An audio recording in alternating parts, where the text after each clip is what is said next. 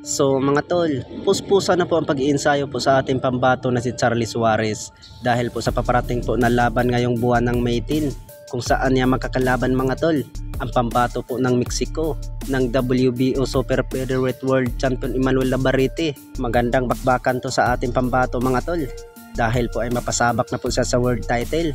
Maganda dyan mga tol, natalunin niya itong si Emmanuel Navarrete para magiging world champion ng ating pambato.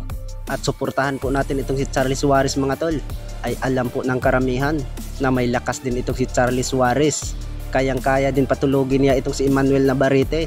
Bukod dyan ay pangalawang Pinoy na to itong si Charlie Suarez mga tol na makakalaban po ni Emmanuel Navarrete.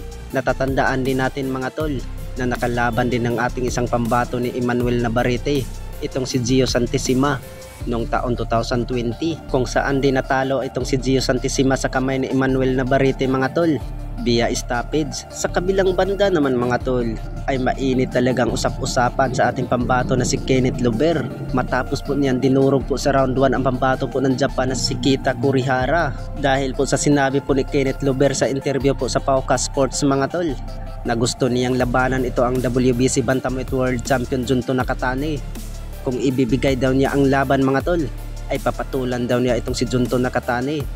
Ay sa pakiramdam daw po ni Kenneth Lover mga tol ay kayang-kaya daw niyang patulogin itong si Junto Nakatani. Alam na po ng karamihan mga tol na may lakas talaga itong si Kenneth Lover at banat din ng karamihan na kayang-kaya naman talaga daw ni Kenneth Lover itong si Junto Nakatani. Sana mga tol ay magkatapat na po ang parihong malalakas si Kenneth Lover versus Junto Nakatani. Ano kaya sa tingin niyo mga tol?